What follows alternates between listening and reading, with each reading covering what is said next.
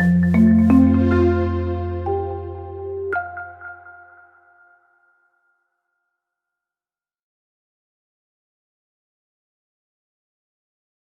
everybody. Welcome to today's session with Elizabeth and Jason. They're going to be talking about in-house communications, and I am super excited to see how they're going to manage everyone there. So if you go ahead and get started, get settled in, get your coffee, and we'll get rolling. Go ahead and take it away, Jason. Thanks. Like Brian said, this presentation is called Managing Communications In-House. I'm actually going to do this, if I can get this presentation rolling. Off to Elizabeth. Hey, so I'm Elizabeth Finley. I'm Chief External Affairs Officer at ShiftNC. I oversee our department that does communications, fundraising, as well as our public policy work. I've been with ShiftNC for a little more than 10 years and got to ShiftNC after working at a series of child and family focused nonprofits in the Triangle area. And I'm Jason Errol. As you can see in the PowerPoint, I usually have a lot less hair, but in the quarantine period, I'm growing out my beard. I'm the Health Communications Manager at ShiftNC. I've been at ShiftNC for about a year and a half. And my career is in communications in progressive nonprofits and in higher education. I just moved back to Durham from DC a couple years ago, where I was working at University of Maryland University and at the National Center for Transgender Equality. And at ShiftNC, I manage most of our youth and parent-focused communications campaigns. So ShiftNC is a North Carolina statewide nonprofit. Our mission is to improve adolescent and young adult sexual health. And we do that as an intermediary organization. So we work with adults who work with young people, and we do that in many different systems. So we do that with schools, we do that in big systems like our state's foster care system and juvenile justice system. We do that with individual clinicians and healthcare organizations to help them improve their the teen friendliness of their healthcare. And we also, as a part of that, the one area where we do direct outreach work is in some of our communications work. We built that up over a number of years as a way to supplement that work that we're doing to support organizations and systems. And as you can see from the photo, we need a bigger step and repeat. We've gotten pretty big as an organization. We have. Just to help you all understand sort of how our organization operates and categorizes its work, we're going to talk about two of our distinct brands. So the Playbook, which is our brand for young people, and Prepared Parent, which is our brand for parents. But most of our work falls under the ShiftNC brand, and these all work together. So under our ShiftNC brand, we have a series of initiatives. We have community-based initiatives. So NCYC, or North Carolina Youth Connected, is a community-wide initiative aimed at addressing how multiple sectors in a community serve young people. This one specifically has been working in Cumberland and Wayne County and previously in Onslow County. We have Every Teen Counts, which works in trauma-informed ways to improve the way that the juvenile justice and foster care systems in North Carolina support young people's sexual health.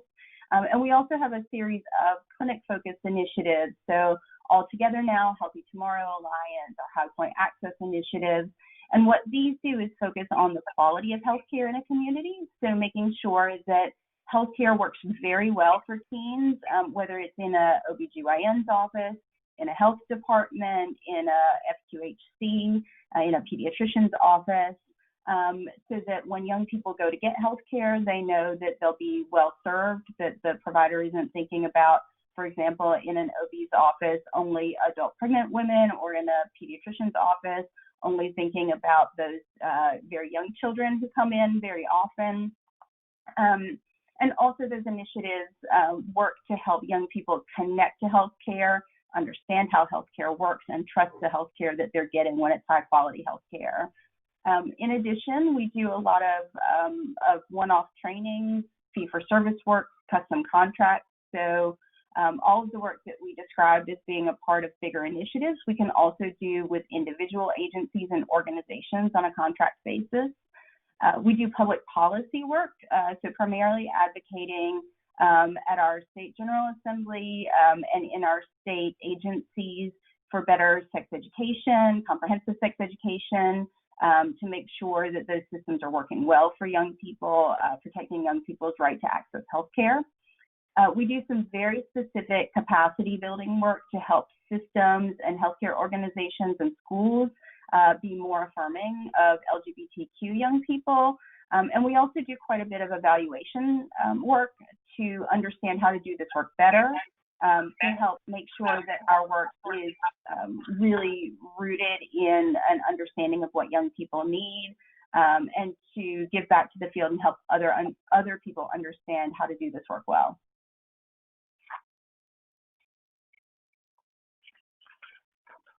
Okay, so at our organization, we have we've been doing this work for a long time, and we have shifted a lot about how we've done that work, and a lot of that has been necessitated by our own internal growth. So, for example, when I started our organization, I had 9 people, 5 full-time, 4 part-time. At this point, we have 25 people. 70% of our people are focused on providing direct support services for communities and for professionals who work with young people. And then for us as a communications team, we're small, but we're mighty. So we have Jason, who works to do health communications. That's our newest role. And he focuses on the Playbook and Prepared Parents, our youth-facing campaigns and our parent-focused campaigns, and essentially acts very autonomously as sort of the project manager or brand manager for those functions of our organization. Just so that you know, we also have somebody who focuses on individual fundraising. We have somebody who focuses on both grant writing and events. We have contract lobbyists, and then we have me, and I oversee those people and help them do their work. I also do most of the communications from the Shift NC brand. And I am going to ask Jason to talk just a little bit about sort of how he approaches his work. One of the things that I really appreciate about our organization is that we offer folks a lot of autonomy, because each of those roles in our external affairs department is so distinct. We don't necessarily function in the same way that an agency might, where you have one person who's doing, for example, the writing, and one person who's doing the editing, and one person who's overseeing things, and one person who's doing the graphic design. We're really lucky in that we have people who have a lot of skills and can do many of those functions on their own. It also means that as a team, sometimes it makes sense for us to interact, share work together on projects, but more often than not, we're working autonomously, and where we are collaborating with our colleagues, we're doing it across functions of the organization. So collaborating more heavily with our clinic improvement team, or with our team that works in the foster care system, or with one of our other organizational teams or initiatives, or with outside partners. And so to me, especially having been to Create Good for a number of years, and hear people talk about sort of the role that hierarchies play in their organization, ours functions a little bit differently in that we're very autonomous. Yeah, I really appreciate the environment, the culture, and the structure of our comms team at Shift NC quite a bit. And I really appreciate Elizabeth as a boss. She's my supervisor, and I still do rely on her for institutional knowledge and for feedback on my work. But many of you might have a similar situation in your small nonprofit, where you have lots of different initiatives going on and lots of different stakeholders who need help from an internal comms person. And our process would be slowed down tremendously if I had to run every decision up the chain to Elizabeth. So I appreciate her trust in me. And, I want to say that, and as someone who has supervised comm staff in the past in previous roles, anytime you have a new person starting at your organization, they're going to rely on their supervisors to learn the organization and learn their work. And I definitely relied more heavily on Elizabeth at the start, but in my time, I've become more autonomous and become more self-sufficient as far as being able to do my tasks, which include like designing and executing youth-focused and adult-focused campaigns. I manage websites and social media channels for our various brands, and I manage budgets for 5 of our programs across North Carolina. Yeah, it's been really refreshing to work in an organization where I do have a good bit of autonomy. I want to talk just for a little bit about how we got to where we are, because we haven't always shaped our team this way, and we've changed it to really reflect how our organization has changed and how our needs have changed. And I will say that while this works for us, it's not necessarily for everybody. Part of this is born out of necessity in bringing people in-house and bringing work in-house. But I think some of these places where we started working with external help, with contractors, those were what was necessary at the time, and they worked really well for us. And so I hope that one of the takeaways from this is some thoughtfulness about when it makes sense to work with an outside contractor and when it makes sense to work with somebody in-house. I think that those decisions can be driven by a strategic approach to what you need and how you need to manage your team. And I think very often they're driven by budgetary needs. And I think budget is always a part of it. But I think we'll get into some things about your own capacity to manage that. And that's something to consider too. So just as background, Shift&C has been around for almost 35 years.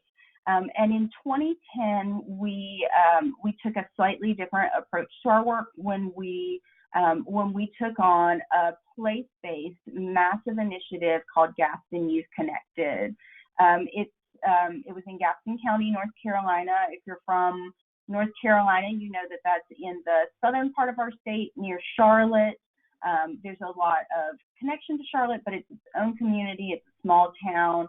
Has a reputation for being fairly conservative, as many communities in our state do. And the project asked a really interesting question, which was, if we took everything that we know works, so every evidence-based solution across sectors, and used them, how much could we lower the teen pregnancy rate in one place?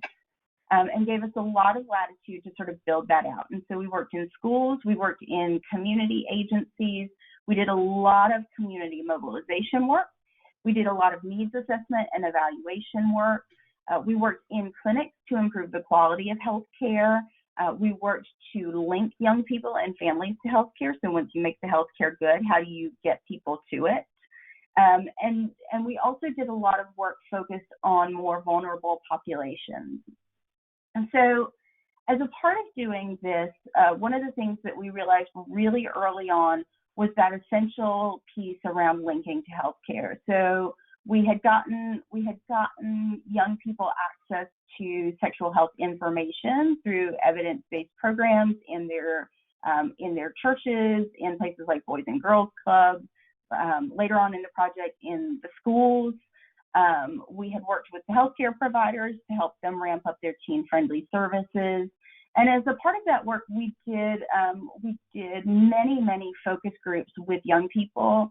We did surveys with adults in the community, both parents and just regular folks in the community who aren't parents. And we found that there wasn't a high level of knowledge around healthcare. Young people and their families didn't know what was available. So some of that was content knowledge. They didn't know about different, for example, contraceptive methods. They didn't know about their rights to access healthcare. They didn't know about just the mechanics of getting healthcare. So I'm close to 40. And I sometimes struggle with healthcare systems. They're big, they're complicated.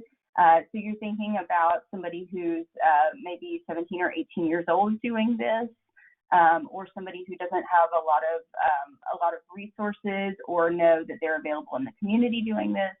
And so we really needed to build up something that was specific to helping people navigate that.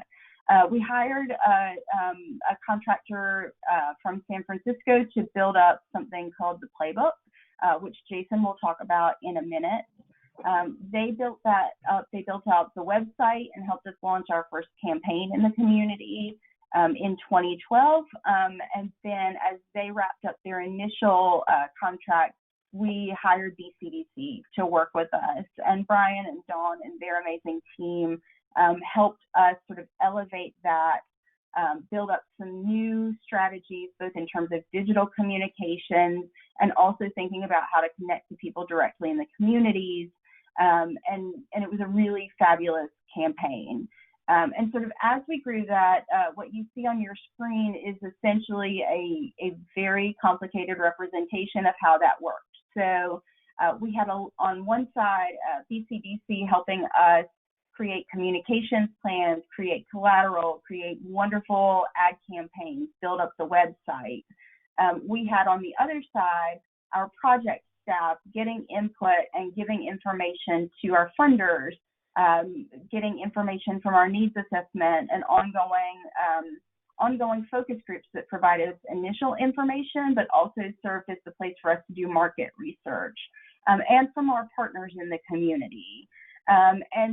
And what I found was that I, as the sole communications person on staff, was very often the bottleneck for that. So where we had to go back and forth on rounds of edit, where we had to deliver materials to the community, all of that flowed through me, and it was an overwhelming amount of work. And then as we launched campaigns, BCDC would do the digital communications directly to the audience, those things that happened in the community. So our posters that went up in clinics, our swag that we gave to young people would flow through our project staff to our partners to the audience. And that was an amazing way to do it, and that was a necessary way to do it for the first phase of the project. And then what we found is as our organization grew, as we took on more work, as we expanded the playbook, not just to focus on other health issues, but also to work in other communities, is that it got much harder and that bottleneck became a lot tighter. And got to a point where it was really unwieldy for us as a staff. I was stretched way past my own capacity. That made it really hard on BCDC to get what they needed from us. That made it really hard for our project staff to get the feedback they needed from me, from BCDC, for us to do those necessary steps in any communications campaign of going back and forth on your ideas, your concepts, your plans, your individual items. And it was really hard. I think as an organization, we were going through a period of tremendous growth. And so on our own end, unrelated to communications, we were trying to deal with how we operated, going from a staff of 9 to a staff of 15 to a staff of 25. That is just hard, no matter what the department or the context or the task is. And then on top of that, trying to do this work. And so ultimately, we got to a point where we had to address the capacity of our own staff. And what we did is end up bringing that work in-house. And so our next slide shows sort of how we manage that now. This took a lot of work and effort to get to. It's not just about hiring somebody to make it happen. It takes sort of rethinking how the workflows are going to happen in-house. Some of that we did when we were thinking about hiring for Jason's role, but a great deal of that is work that Jason's done himself. And so the way this works now is we have the communications person as sort of the central binder here Jason is in constant contact with our project staff, very often interfacing directly with partners and funders. They know him, they trust him, getting a direct link to sort of that evaluation end. So knowing what data we're collecting, but also being able to get direct feedback from audience members in the community and doing that in a way that is integrated with our evaluation staff's needs. And then when we do push out communications, that's coming at Jason's direction. So managing that digital communications directly, keeping a tight link to our partners who need to provide those communications if it's coming from them, doing that in conjunction with our project staff. And what that has done for us as an organization is that it's helped us smooth out some of the workflows internally. It has more than anything helped us rebuild trust. So what happens when you have a bottleneck between an external contractor and your internal staff, your funders, everything, and you have those breakdowns in workflow, as people start to question, is this really working? How's feedback being incorporated? How did we get from point A to point B? And when you're the person in the middle of that, not only are you trying to make that work happen, you're also trying to keep everybody happy, well managed, on the same page. And our volume of the work just got too much. And so bringing things in-house has helped us smooth that over, reestablish trust, figure out some great ways to maximize our efforts that we'll get into in a minute. And it's just been overall a great move for us. But looping back to my first point, we couldn't have started this work without the external help. We absolutely needed that. As an agency, we very often rely on external contractors. There are places and other functions. So for example, our policy work, we contract with a lobbyist. Our IT work, we contract with an outside IT contractor. That's very necessary for the shape of our organization. But for this, it's been really helpful to think about bringing that work in-house. And I will kick it to Jason to talk about the individual campaigns. Okay. Just to give you a sense of some of the stuff that I'm doing internally at Shift NC, basically, I'm doing a lot of design and media creation for various outlets, graphic design for print. You can see in the top left, there's a postcard there for our dual method campaign, which is what we call it internally, but it's externally, we call it condoms. And what we're doing there is trying to get young folks to take a more comprehensive approach towards their sexual health, thinking about both prevention of unwanted pregnancy, but also prevention of transmission of STIs. So, and then under that, you see a social media graphic that I created for whenever we make a post around the birth control pill. And then there's also a movie here that that I filmed and created, and Elizabeth and Sam on our comms team also were part of the production team. We went out to the Durham Farmers Market and interviewed some adults about sexual health. So we're going to take a second to let you click the link in the chat box there, and it's a little like 40 or 50-second long video, and I'll give you all a minute and a half to take a look at that, and we'll be right back. We're here at Durham Central Park to try to see if we can get some good answers to our crucial questions about sexual health. We're going to be talking about sex. Where do babies come from? Interesting. Ooh, that's a good one. I can't even remember any other terms right now. So we're looking like first answer off the top of the head kind of thing? Whatever or... comes to mind. Okay. Oh boy. Can we? It was like... Wow, this is hard.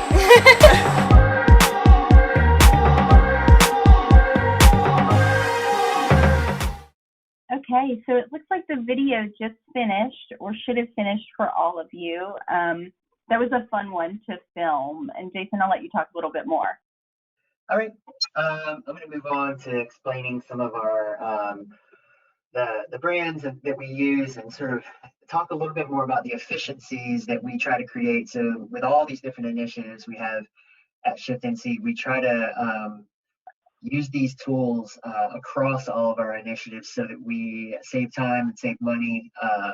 So basically, the Playbook is our youth-facing brand, and I want to give a shout out to BCDC for creating our awesome logo and brand standards, including colors and fonts, and also our WordPress website. I inherited all these when I joined Shift NC, and this is like my favorite color palette I've ever worked with in an organization. So there's just so many different beautiful colors to work with. So I'm really happy about that, and I nerd out about it. But the Playbook is a vehicle for all of our youth-facing campaigns. We have the website with information on birth control methods, STI safety testing and treatment. We have information about so that youth can know their rights in healthcare in North Carolina. And we also have a clinic finder for anywhere in North Carolina. People can put in a city or a zip code, and they can get information about clinics that we've worked with and that we've trained to be youth-friendly and LGBTQ-friendly. So you can see the image on the right there is a mobile view of a landing page that we have for Greensboro. For one of our initiatives, the Healthy Tomorrow Alliance in Greensboro, landing page that has our partner clinics on it with links to their website and phone numbers and a little bit about their services and Google Maps and public transit information, things of that nature. So in addition to educating youth, we're also trying to drive them to clinics that we've worked with. And then on the left, there's a bus ad that we ran in Greensboro as well, just encouraging people to learn more about birth control methods. Basically, the Playbook is something that, like I said, we use it across all of our initiatives, and we try to point any of our youth ads and campaigns to our Playbook website. We're going to do some more movies here. These are two very short, like 10-second video ads that would be going in Instagram and Snapchat. So I'm going to give y'all about like 45 seconds. And yes, and you can look in the chat box now. There are two video links there. So check those out. We'll be right back.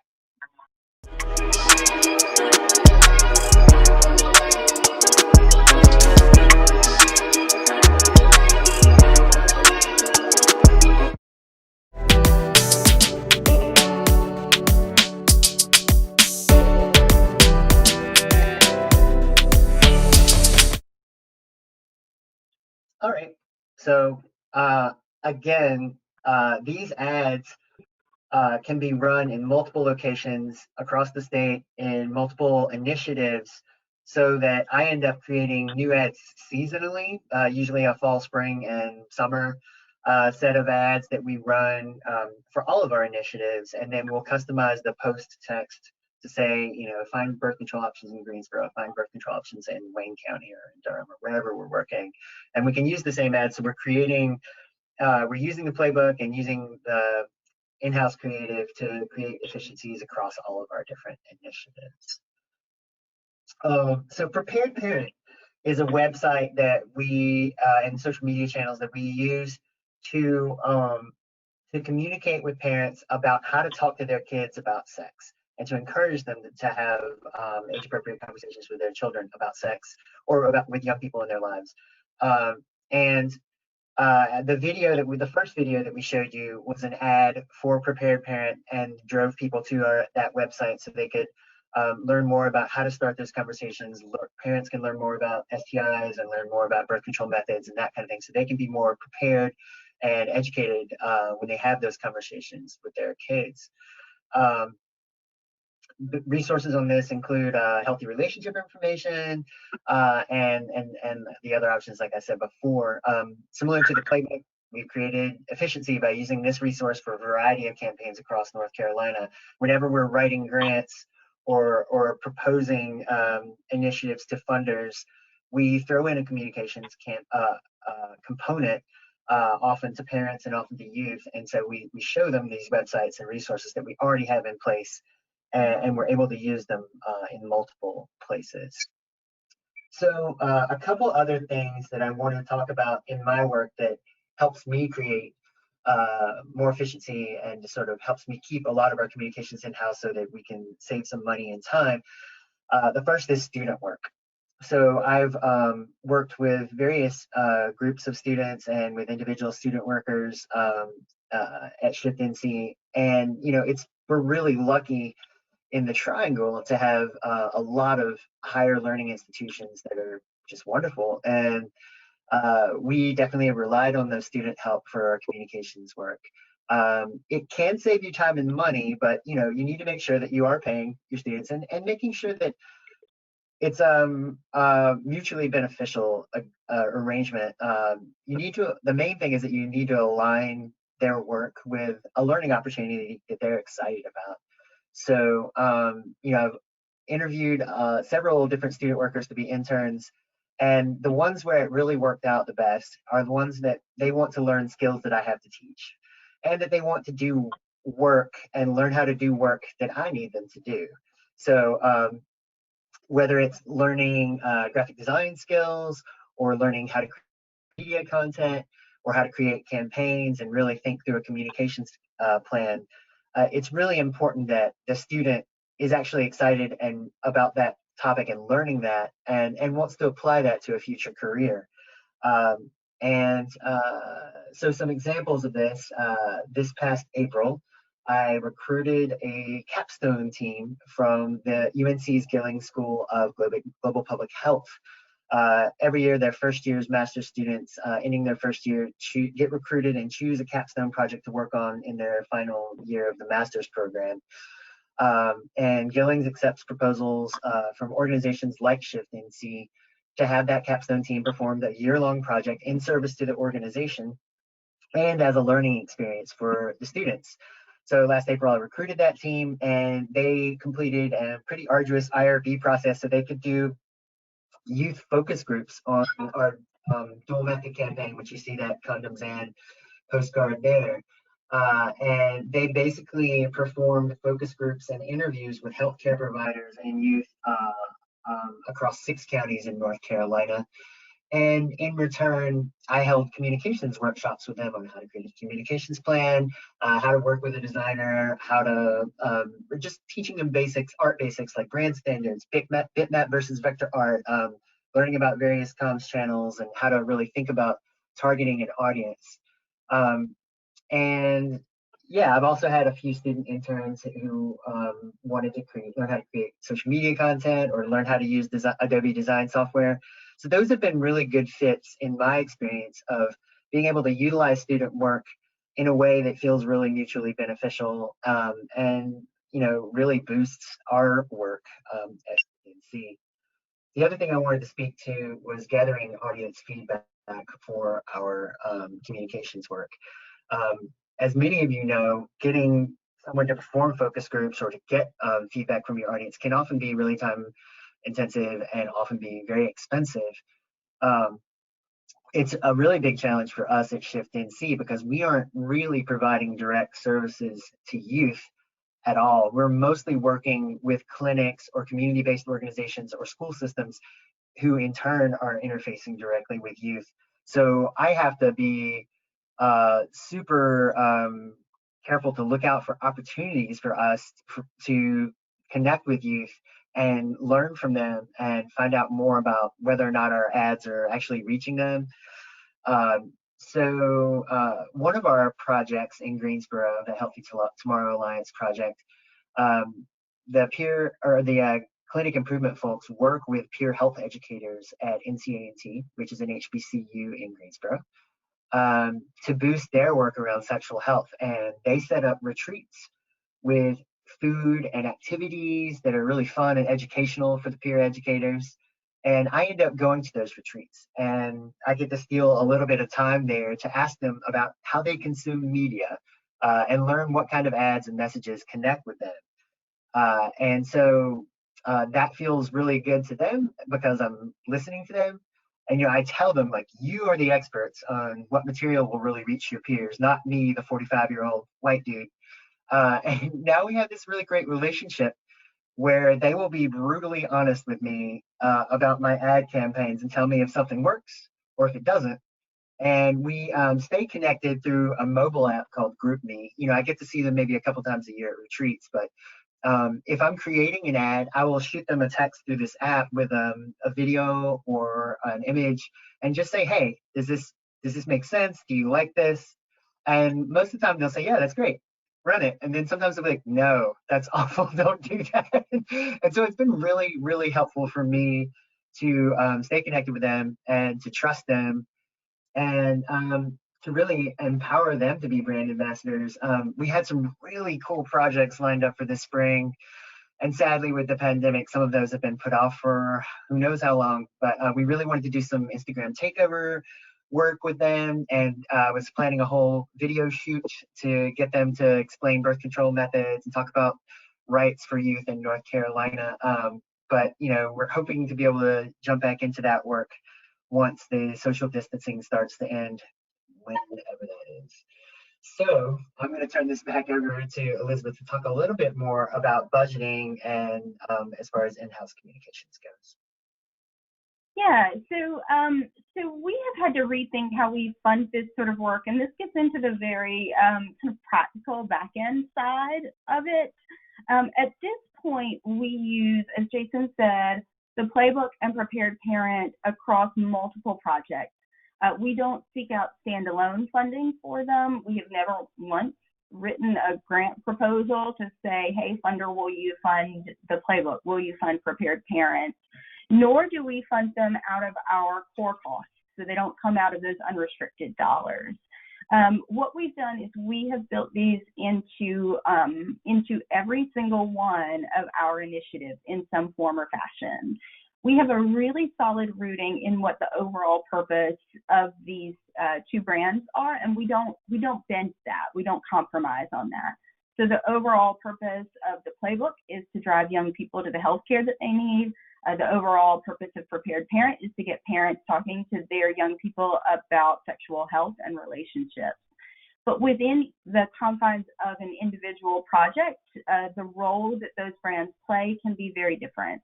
So for example, as we've talked about earlier, in our healthcare-focused initiatives, it's largely about getting young people into the clinic when they need healthcare.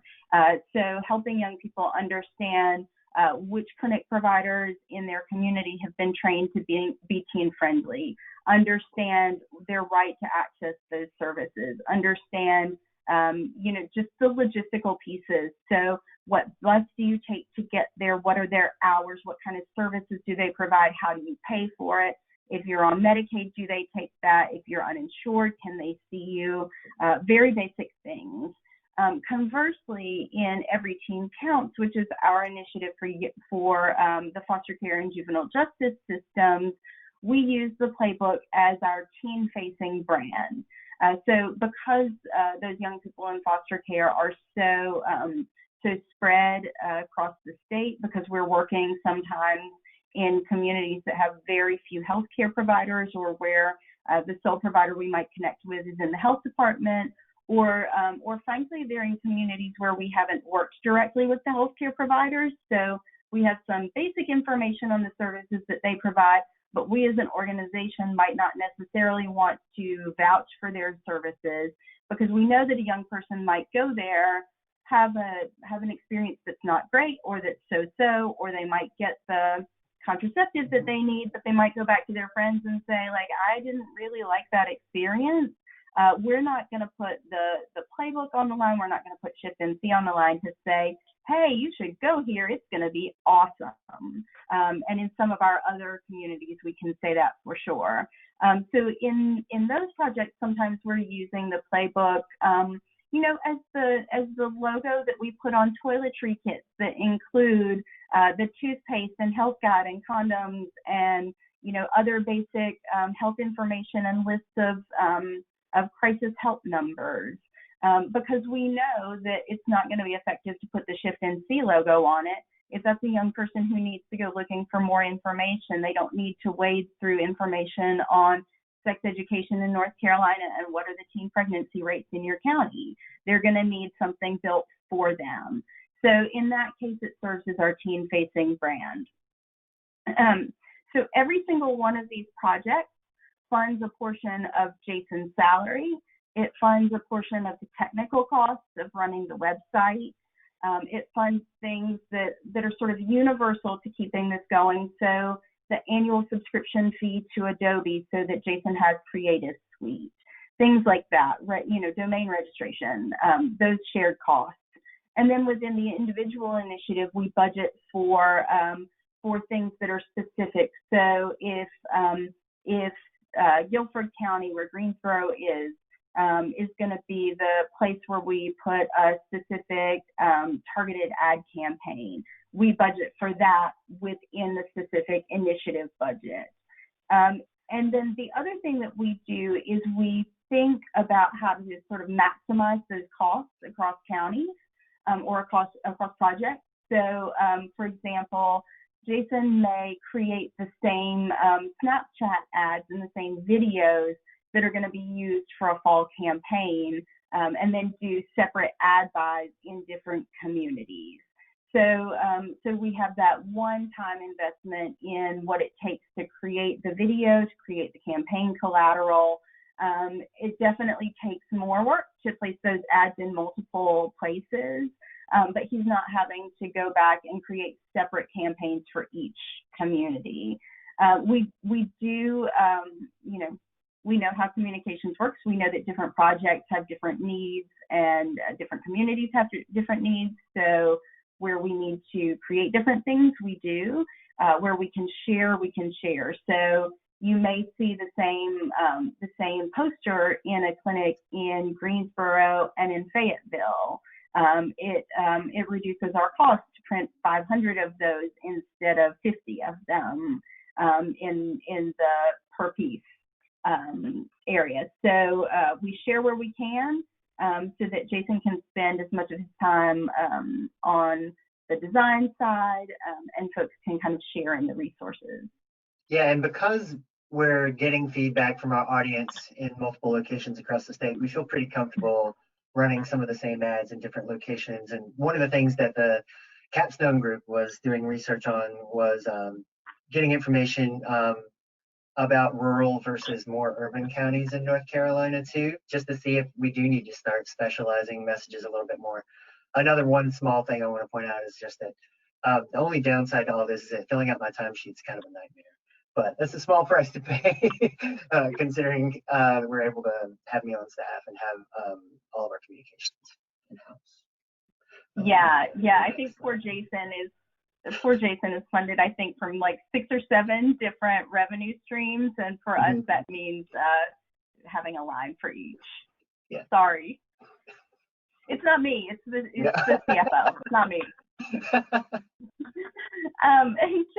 Just one last slide before we really get into some questions is, this has been sort of a challenge to figure out through the years. I've certainly been in the position of having funded like incentives for a focus group, but not the travel for our staff to get to the location where the focus group is, 150 miles away, and you have to go back and figure that out. And fortunately, our funders are flexible and our project managers are smart, and we always figure it out. But I just put this together to give you some things to think about as you build out your budgets if you're looking at this sort of model.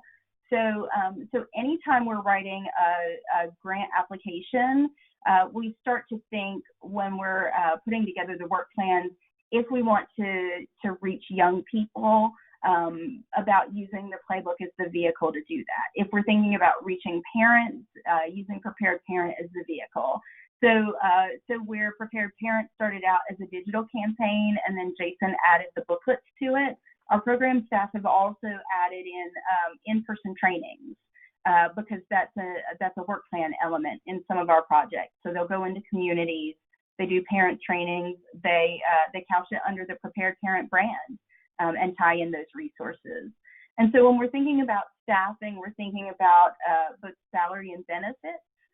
We're also thinking about management and interface with other areas of our organization. So if there's a heavy evaluation component, including that. I think Jason mentioned earlier that he used a little more support from me in the beginning. So So we had me built in a little bit more on those budgets in his first year and less so now and less in the future. For printing, we now remember to include things like shipping and tax. We think about, how collateral might be used across different projects, whether we're going to print those 500 posters or those 50 posters. And we think about things that are solely for a single initiative. With our digital advertising, we have learned along the way, especially when we're describing things to our funders, to keep as much flexibility as we can. Jason has done a fabulous job trying to figure out, which platforms require different minimum ad buys, kind of per campaign. But we've also, especially working on the topic we work on, run into a lot of roadblocks. So it's become much harder to put out ads on Facebook, on Instagram, just because of the topic area. So we've had to pivot to things like Snapchat, which is great because young people are there. But also we don't want to write and set the expectation with our funder that these are going to be Instagram ads or these are going to be Facebook ads or wherever. We need to maintain the flexibility to kind of react and pivot when we need to. And then again, for things like evaluation, we always make sure that we compensate the young people that we work with, whether they're in our peer groups, our focus groups, and we include travel in that too. And so, for example, when we worked with the Capstone group, we built in not just travel for our own staff, but travel for the Capstone, as well as incentives for focus group participants. So when they go to another part of the state to do those interviews, we built in enough so that they could travel and also compensate for the feedback that they got. Is there anything you want to add to that, Jason, or are we ready for questions? I think we're ready for questions because it's about that time. I can speak a little bit to this. Thanks for your question, Ellen. So as far as measuring success in our communications initiatives, that is a great question because we're not providing direct services to youth on our site. Like, we're not selling a product. We are mostly trying to, I should say it depends on the funder and the project, but most of the time what we're being measured on is how many youth are coming into our partner clinics. And so in that case, what I will tell them from a communications perspective is like how many people clicked on our ad, how many people saw the landing page with the information for our clinic partners. We also ask our clinic partners to provide surveys to the youth that they serve. So, and we recently streamlined that to try and make it a little bit more user-friendly to try to encourage them to give us more responses. And on that survey, we will ask them if they saw our ads or if they've looked at our website to get that information on how to come there. Let's see, how many people visit your site? We also measure on Google Analytics how many people are coming to our site from each ad. So we have the little the code and the URL where I can search in Google Analytics to say, okay, the Snapchat ads in Greensboro provided us this many hits on our landing page, etc. And let's see, how do statewide stats change? I'm not sure exactly what you're asking there, but I'm thinking maybe you're just asking how things vary across different programs. And my experience is that the more we spend, the more response we get. So, and that's what I try to tell people when they are asking, like, what do you expect when you place an ad? It's like, well, the more you spend, the more you'll see placements and the more people will click on that ad. And how many parents attend a training? Do you know about that, Elizabeth? I wasn't there for the prepared parent training, but I think they had a pretty good audience at the recent Spanish speaking one. Yeah, I want to say it's a couple dozen people who attended those. Those are all trainings that happen within initiatives that are happening in sort of a specific location. So whereas we might be blanketing a county with ads or a zip code with ads for the services on the Playbook, those might be things that we're doing in partnership with a local direct service agency that's bringing in folks who they interface with more directly. I will also add on to Jason's question or Jason's answer that, you know, we sort of look at these numbers on two levels. So just like we kind of fund and build out work plans in an individual initiative, and also look at the big picture. We look at how things are performing within an initiative. So how many young people are going to a clinic, and how well can we tie that to our advertising. We're also looking kind of as an organization, how many young people are using these sites, how many young people are getting to healthcare. And one great proxy that we have used with that at times, or for that at times, is how many young people are completing a clinic search, because different clinics have different ways of contacting them to make an appointment, and because there's a lot that goes into making an appointment, it's really hard to tie. Okay, clicked on an ad, went to a website, did the search, called the clinic, went to the appointment, got the healthcare service that they needed. So the two proxies that we've used for that are, did they complete the clinic search? And in some years, depending on how much advertising money we've spent, it's you know, close to, have we surpassed 40,000 in any given year? Well, we will this year because Okay. because of the NCYC budget. Yeah, for sure. Yeah. Double that. So I think our previous per year record was somewhere around 39,000 completed clinic searches, and we'll beat that this year. And then we do those surveys with the providers. So once a young person's completed the clinic appointment, we ask in a survey, how did you know to get here? And that ranges per provider. A lot has to do with their own marketing services, and it's ranged from, you know, a small percentage up to a quarter of the referrals in some clinics and in some campaign bursts. Yeah, and we're also following like larger, sort of broader metrics like teen pregnancy rates and rates of STI transmissions. And granted, we can't take credit for any improvements there fully because there's a large community of people working on it, but we do have an impact on that. Do you want to take this one, Elizabeth? Yeah. So this question comes from Eva, and it's whether we have software or program recommendations for keeping track of projects or posts across team members and media channels. So you know, I bet there are other people who have better answers than I do, in part because Jason functions so autonomously. Jason uses Hootsuite just to kind of keep things organized on his end. And I'm sure has thoughts on that. There are plenty of other programs to use. For a long time, especially in the earlier days, what we were doing is drafting all things in an Excel spreadsheet, having them reviewed before they were being posted. At this point, Jason posts without any kind of approval from me. He runs that program.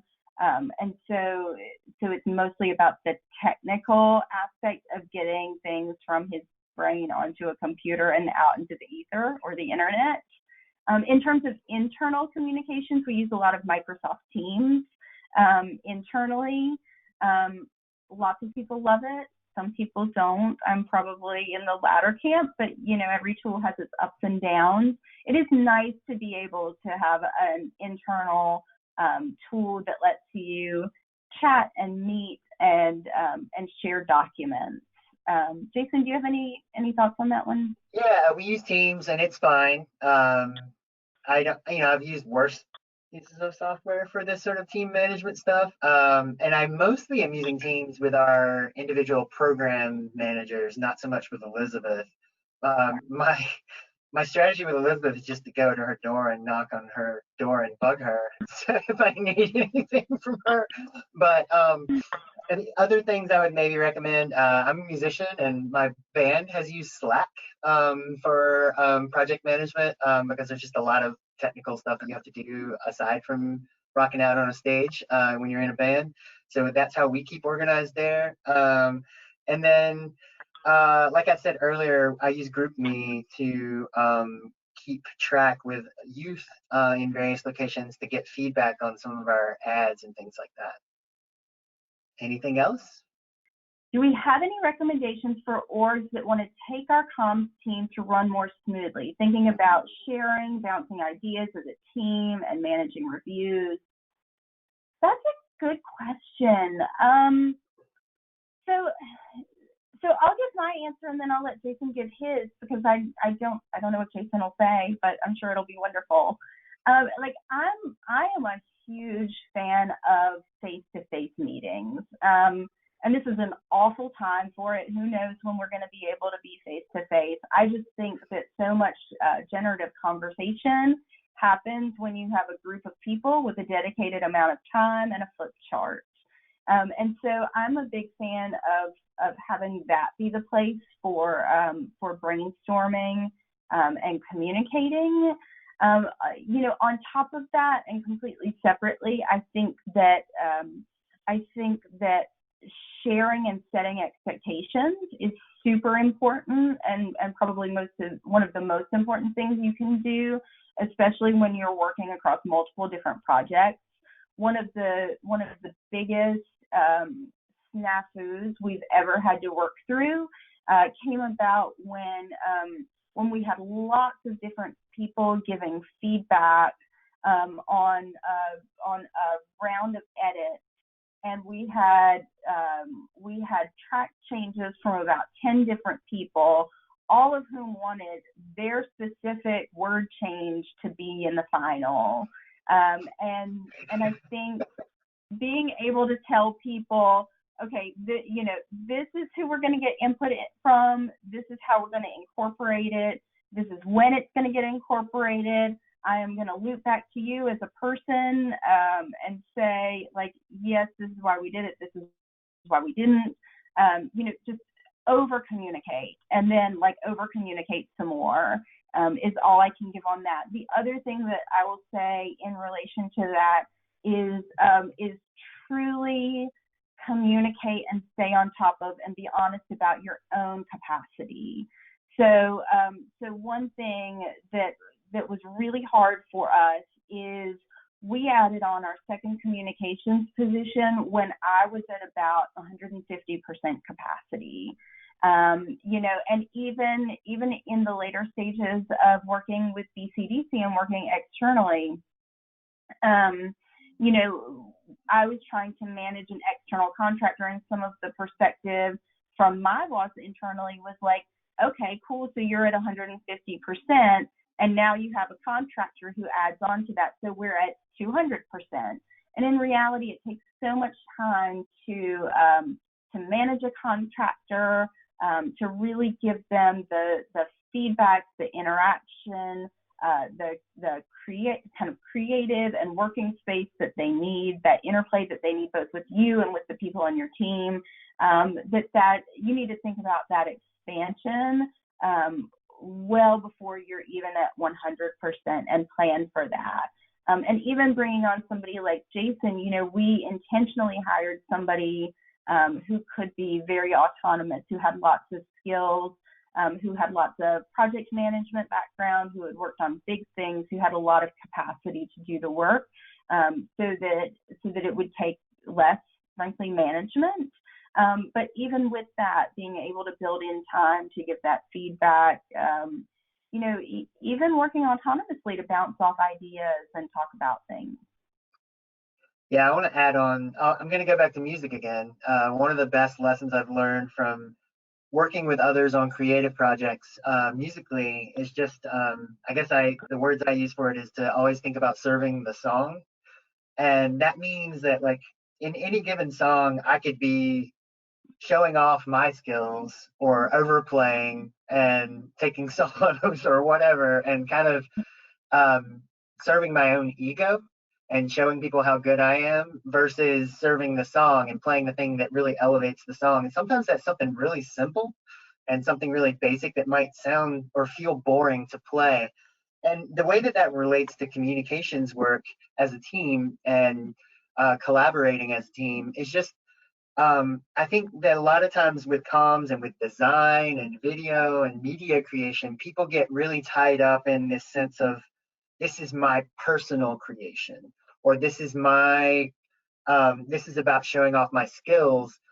when in reality, those people need to be serving the missions organization or serving the goals of the project and serving the audience and keeping them in mind. So I think that when you're working on these kinds of projects with other people, it's important for everyone to come to it with a mindset of, I'm not doing this to gratify myself. I'm doing this to accomplish a goal. And being really clear about what those goals are and keeping the audience in mind at all times is something that is going to help those conversations go a lot smoother and help people give and receive feedback in a way that doesn't feel personally insulting. You know, when you say, actually, I don't know if this is quite right, let's change this or that. And if everyone can get on that same page and have that kind of mindset, then those processes of giving and receiving feedback and getting a really good final product can go a lot smoother. That's great. Yeah, that's good advice. We also have a couple of resource suggestions that have popped through in the comments. So Rebecca from UNCTV says they're just embarking on ClickUp. I don't know what that is, but I'm eager to explore it. And then other ones from Ellen, Podio for project management, as well as Basecamp, and some other folks use Trello. So those are all great tools. I've used Basecamp before and have really liked it. Right now we're doing Teams. Wasn't my choice. There's a good question for you, Elizabeth. Yeah. Okay. Let's see.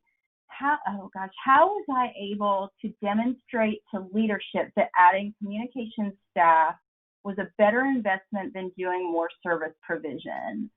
That's a fantastic question. So, so this has actually been a really, really hard one through the years. And we got to, we were so overstretched for so long. So some of this,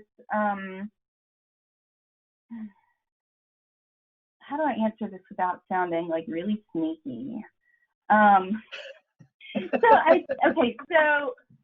the way we managed to do this is there's a lot of power in our organization in how we do our grant writing and how we do our project development and construction. And so I think this is a thing that our leadership and really our previous leadership, because we've gone through leadership changes over the last few years in our CEO position. So this isn't necessarily reflective of the position of our current CEO. But what we found is that as we were writing new grants and developing new projects, and we were writing out work plans that included communications work, that was the space where we were able to add communications staffing. That didn't necessarily mean we got it automatically. So we went through a period of time where we had written in a position and then had to really think about or really get the go-ahead to hire for that. You know, I would say at that point in time, communications was largely seen as a luxury. And we had leadership that really thought that, that working to your absolute max capacity and then letting things go was a fine enough norm. And it's not. We can take care of ourselves and we can staff appropriately. And that is not a luxury. That is what it takes to serve your mission. You know, but then, you know, as the folks, as the teams who would write grants, we would go in and say, okay, so initially, okay, it's going to take 40% of a communications person to accomplish this part of the work plan. And then we get to a point where we had more than 100% FTE staff to communications. And that's when we started to think about staffing up. And it was really when we expanded from 15 people and having me as the only communications person to around 20 people. That's where we added another communications person, still having external contractors, and then bringing that in, we added a third communications position really. And then, yeah, and then we've had shifts in there.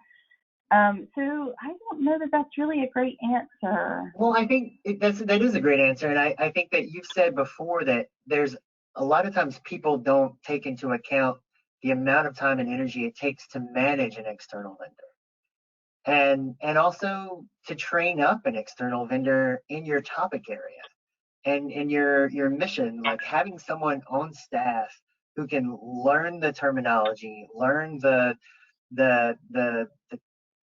peculiars and the science and health facts around your topic area and around your mission is, it's very time intensive. And so getting someone who can learn it and stay on staff ends up saving you a lot of time and money in the long run. That's a very, very good point, Jason. It's also how we were able to continue working with BCDC for as long as we did before bringing it in-house. So we had a number of additional projects. It was really easy to have them help us with Prepared Parent without going through a whole bunch of procurement hurdles, because they had built up so much expertise working on sexual and reproductive health, building out the Playbook, and frankly helping us with our own Shift NC naming and rebrand. And so that was really great for us. And then, like you said, bringing it in-house, that was a way that we were able to sort of ramp up our own internal capacity, and have leadership think about sort of other ways that would help us bolster our overall communications capacity, as well as our capacity to do other things that are in our department, so fundraising and policy work. But then, yeah, I mean, having you have that expertise in-house has just been amazing. All right, well, it looks like those are all the questions. So thanks everyone for joining us, and enjoy the rest of your conference. Yeah, absolutely. And it sounds like you'll get a copy of, or a recording of this. It's got our contact info. So so wherever you are out there in the world, isolating and staying healthy and taking care of yourselves, feel free to reach out and contact us and ask your questions. Definitely. Thank you.